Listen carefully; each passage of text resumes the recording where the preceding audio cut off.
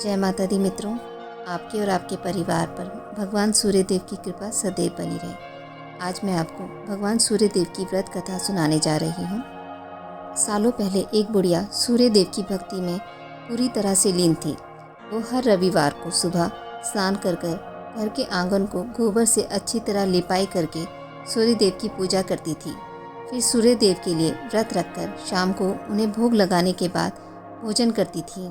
उस बुढ़िया की भक्ति भावना से सूर्यदेव काफ़ी प्रसन्न थे और भगवान की कृपा से उस बुढ़िया को किसी तरह की परेशानी नहीं होती थी।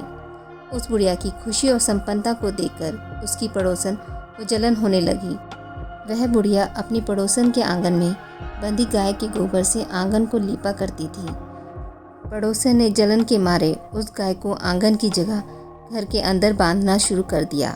अब अगले रविवार को सुबह बुढ़िया को सूर्यदेव की पूजा करने के लिए गाय का गोबर नहीं मिला, जिस कारण वह सूर्यदेव की पूजा नहीं कर पाई और पूरे दिन खुद भी भूखी रही।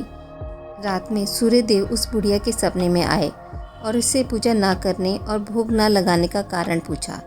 जवाब में बुढ़िया ने बताया, घर के आंगन को लीपने के लिए गोबर नहीं था, इसलिए पूजा नहीं कर पाई। पूजा नहीं करी तो भोग भी नहीं चढ़ाया। बुढ़िया की बात सुनकर सूर्यदेव उनसे कहते हैं कि मैं तुम्हारी भक्ति से प्रसन्न हूँ, इसलिए मैं तुम्हें एक गाय दे रहा हूँ। वो तुम्हारे घर को धन से भर देगी। यह कहते ही सूर्यदेव उसके सपने से चले गए। अगली सुबह जब बुढ़िया की आँख खुलती है तब वह देखती है कि उसके आंगन में एक सुंदर गाय और बछड़ा बंधा हुआ है। यह सब देखकर वह हैरान हो गई। उसे अपने सपने की कोई बात याद नहीं थी। इसे उसने सूर्यदेव की कृपा समझा और गाय को चारा देने लगी। बुढ़िया के आंगन में सुंदर गाय और बछड़े को देखकर पड़ोसन की जलन बढ़ गई। कुछ देर बाद जब बुढ़िया घर के अंदर जाती है तो गाय सोने का गोबर करती है। यह देखकर पड़ोसन चौंक जाती है और उस गोबर को उठाकर अपने घर ले आती है और अपने गाय के गोबर को उसके आंगन में रख देती है। यह सिलसिला कुछ दिनों तक चलता रहा और वो पड़ोसन धनवान हो गई। इधर बुढ़िया को किसी बात की खबर नहीं थी, क्योंकि वो सूर्यदेव की भक्ति में खोई रहती थी। उधर सूर्यदेव को उस महिला की हरकतों पर काफ़ी गुस्सा आता है।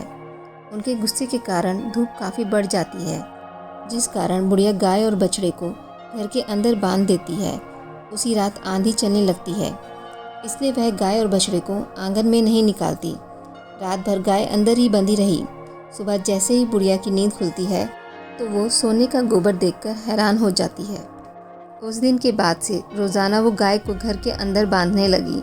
गाय के सोने के गोबर से बुढ़िया धनवान हो गई, जिसे देखकर पड़ोसन को और जलन होने लगी।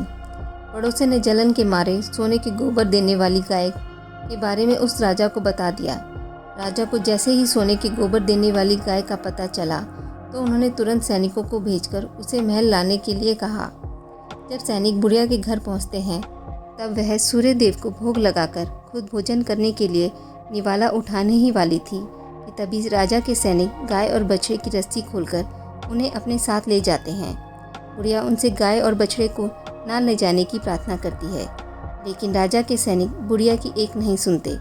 कुछ ही देर में सैनिक गाय को राजा के पास ले जाते हैं। राजा गाय की सुंदरता को देखकर काफ़ी खुश होते हैं और उसे अपने पास ही रख लेते हैं।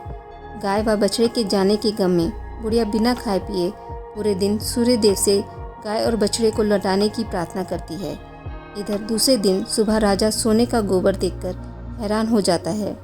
उधर बुढ़िया भूखी प्यासी सूर्यदेव की प्रार्थना में लगी रहती है।